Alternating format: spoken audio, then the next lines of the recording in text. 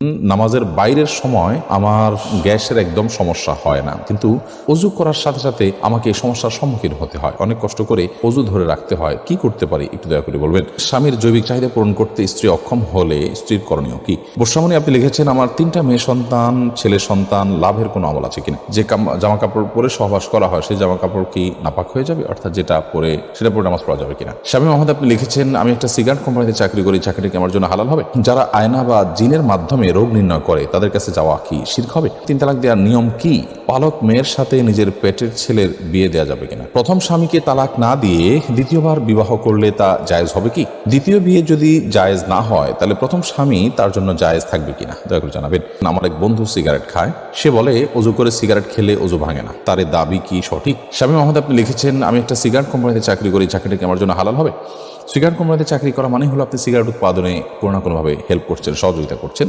আর আল্লাহ তাআলা বলেছেন, ওয়ালা তাআওয়ানু আলাল ইসমি ওয়াল উদওয়ান, পাপের কাজে, সীমালঙ্ঘনের কাজে তোমরা একে অন্যের সহযোগিতা করো না। বিধায় আপনার জন্য এটি জায়েজ হবে না আপনি সিগারেট কোম্পানিতে চাকরি করবেন, কারণ এটি রীতিমতো সে একটা হারাম প্রোডাকশন তৈরি করছে, সেখানে সহযোগিতা করার স্বামী। রাকিবুল ইসলাম আপনি লিখেছেন, যারা আয়না বা জিনের মাধ্যমে রোগ নির্ণয় করে তাদের কাছে যাওয়া কি শিরক হবে? খুব জটিল একটা জায়গা আসলে। জিনের আশ্রয় নেওয়াকে অনেক উলামায়ে কেরাম নাজায়েজ বলেছেন, এবং সেটাতে আয়না ইত্যাদি ব্যবহার করা, এগুলো করে করে দেখা, এটাকে অনেক উলামায়ে কেরাম নাজায়েজ বলেছেন। মূলত বিভিন্ন আলামত থেকে আপনার ব্ল্যাক ম্যাজিক বা জিনের উপদ্রব এটি চিহ্নিত করে এরপর কোরআন কারীমের আয়াত, দোয়া ইত্যাদির মাধ্যমে, আজকার ইত্যাদির মাধ্যমে শেফা বা আরোগ্য লাভের বা ট্রিটমেন্টের আপনি উদ্যোগ গ্রহণ করবেন, সেটি হলো মূলত শরিয়া সম্মত পদ্ধতি।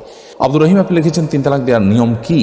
আপনি যদি আপনার স্ত্রীকে 3 তালাক দিতে হয় তাহলে যেই পবিত্রতায়, অর্থাৎ মাসিক হওয়ার পর যে নতুন পিরিয়ড, পবিত্রতার পিরিয়ড শুরু হয়েছে, সেই পিরিয়ডে তার সাথে শারীরিক কোনো সম্পর্ক করা ছাড়া আপনি একটা তালাক দিবেন। এরপর একটা মাস চলে যাবে, আপনি আবার তাকে কখনো একটা তালাক দিবেন। এভাবে 3 দফায় 3টা তালাক দিবেন তাকে, অথবা একটা তালাক দিয়ে আপনি ছেড়ে দিবেন, এটি সবচেয়ে উত্তম। এবং 3 মাসে অটোমেটিকলি তার সাথে আপনার সময়, আপনার নির্দিষ্ট সময় আপনার পার হয়ে যাবে। এরপরে আপনি বিচ্ছেদ হয়ে যাবে। পরবর্তীতে আবার কখনো বিয়ে হলে এরপর যদি আবার তার থেকে তালাক দেওয়ার প্রয়োজন হয় তখন আপনি তালাক দিবেন। এভাবে তিন ধাপে 3টা তালাক দিবেন। একসাথে 3টা তালাক দেওয়া এটা নাজায়েজ এবং গুনাহের কথা। মোহাম্মদ রাসেল এর থেকে আপনি লিখেছেন, পালক মেয়ের সাথে নিজের পেটের ছেলের বিয়ে দেওয়া যাবে কিনা? হ্যাঁ, দেওয়া যাবে। যেহেতু পালক মেয়ে, সে আপনার আসল মেয়ে না, অতএব তাকে আপনি পেটের ছেলের সাথে বিয়ে দিতে পারেন। হ্যাঁ, যদি আপনার পালক মেয়েটা আপনার দুধ সন্তান হয় বা দুধ সম্পর্কিত আত্মীয় হয়, যার সাথে বিয়ে বন্ধন আবদ্ধ হারাম, দুধের কারণে যে সম্পর্ক হয় সেটি যদি এই পর্যায়ে চলে যায়, ধরুন আপনি এই ছেলের বোনের দুধ আপনি পান করেছেন, তাহলে সে আপনার দুধ ভাই, যার কারণে তাকে আপনি বিয়ে করা জায়েজ হবে না।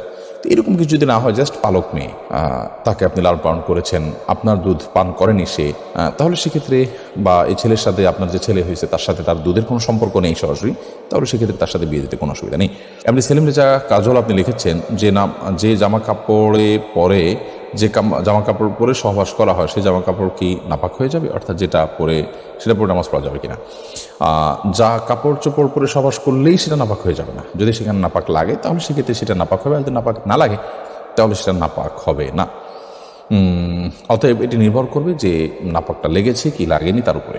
রোবাই আমিন মৌরি এই আইডি থেকে আপনি লিখেছেন, প্রথম স্বামীকে তালাক না দিয়ে দ্বিতীয়বার বিবাহ করলে তা জায়েজ হবে কি?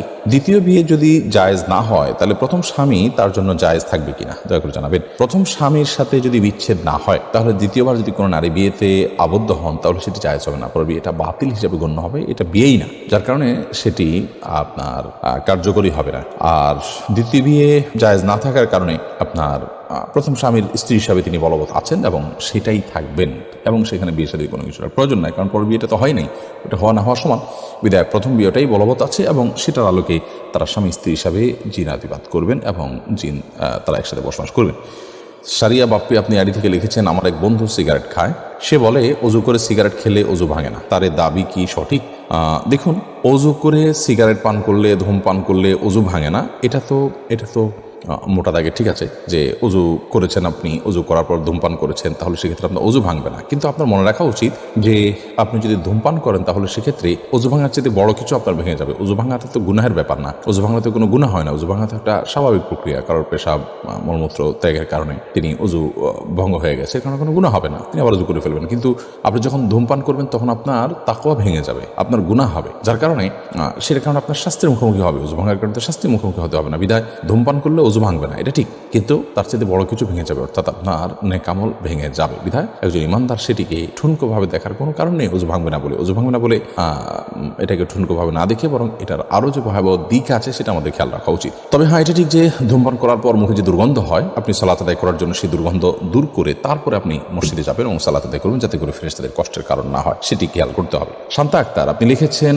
আমার স্বামী অন্যায়ভাবে তার মায়ের কথায় আমাকে এক তালাক দেয়। এখন সে ভুল বুঝতে পেরে আবার ফিরতে চায়, কিন্তু তার মায়ের অন্যায় জেদ এখনো বিরাজমান, আমায় মানবে না। এখন করণীয় কি? মা যদি অন্যায়ভাবে তাকে তালাক দিতে বলে এবং মায়ের কথা প্ররোচিত তিনি এটি করে থাকেন, তাহলে একটা তালাক দিয়েছেন যেহেতু, তিনি আবারও তার সাথে ঘর করার সুযোগ আছে। যদি 3 মাস পার হয়ে থাকে তাহলে এখন আগদ পরে নতুন বিয়ের মাধ্যমে আপনারা একসাথে থাকতে হবে। যদি 3 মাস না পার হয়ে থাকে তাহলে এখনই আপনারা শুধুমাত্র মৌখিক প্রত্যাহারের মাধ্যমে একজনের সাথে থাকতে পারবেন। আপনার শাশুড়ি তিনি যদি অন্যায়ভাবে আপনার উপর অসন্তুষ্ট হন, ধরুন তার যৌতুকের ডিমান্ড আছে বা অন্য এমন ডিমান্ড আছে যেটি আসলে শরিয়া গ্রাহ্য নয়, তাহলে সেটি না পূরণ হওয়ার কারণে তিনি আপনার উপর অসন্তুষ্ট যদি হয়, তাহলে সেক্ষেত্রে আপনার স্বামী আপনার সাথে ঘর করতে পারেন এবং সংসার করতে পারেন, কোনো অসুবিধা নেই। এরপরে সাবিহা জাহান লিখেছেন, স্বামীর জৈবিক চাহিদা পূরণ করতে স্ত্রী অক্ষম হলে স্ত্রীর করণীয় কি?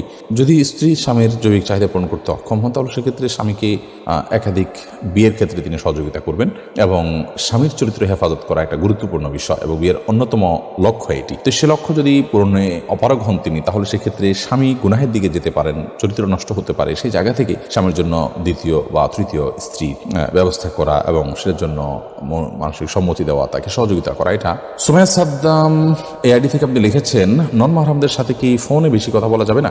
প্রয়োজনীয় কথা আপনি বলতে পারেন, সেক্ষেত্রে আপনি কথার মধ্যে কোমলতা সৃষ্টি করবেন না, কারণ আপনি কণ্ঠের মধ্যে যখন কোমলতা সৃষ্টি করবেন, আপনি যখন নরম সুরে কথা বলবেন, তখন সেক্ষেত্রে আল্লাহ তাআলা কোরআনে কারীমে যেটি বলেছেন যে ফায়াতমাউল্লাযী ফি কলবিহি মারাদ, যাদের অন্তরে রোগ আছে তারা আপনার এর কারণে তাদের অন্তরের মধ্যে বাজে চিন্তা আসবে এবং লোভ তৈরি হবে, গুনাহ হবে, জল্পনা কল্পনা হবে। সেজন্য আল্লাহ বলেছেন ফালা তাখদা'না বিল কওল, তোমরা কথা বললে পরনারীর সাথে যখন পরপুরুষের সাথে যখন তোমাদের কথা বলতে হবে, ফালা তাখদা'না বিল কওল, তোমরা কথাকে কোমল করবে না। বিধায় আপনি কোমল করবেন না, এছাড়া কথা আপনি বলতে পারেন, কিন্তু প্রয়োজন ছাড়া বেহুদা কথা বলতে পারবেন না। যেমন আপনি লম্বা চড়া আলাপ করলেন অপ্রয়োজনীয় কথা, সেগুলো আস্তে আস্তে আপনাকে মন্দ দিকে নিয়ে যেতে পারে বা তার মনের মধ্যে কোনো গুনাহের ভাব উদ্রেক করতে পারে। বর্ষামণি আপনি লিখেছেন, আমার 3টা মেয়ে সন্তান, ছেলে সন্তান, লাভের কোনো আমল আছে কিনা? আপনি রব্বি হাবলি মিনাস সলিহিন এই দোয়া পড়তে পারেন, রব্বি লা তাযারনি ফারদা ওয়া আনতা খায়রুল ওয়ারিসিন এই দোয়া পড়তে পারেন। এই সমস্ত দোয়ার মাধ্যমে আল্লাহ তাআলা আপনাকে নিঃসন্তান লাভ করার সুযোগ দিবেন ইনশাআল্লাহ বিইذنিল্লাহ। এমনি আমির হোসেন আপনি লিখেছেন, নামাজের বাইরের সময়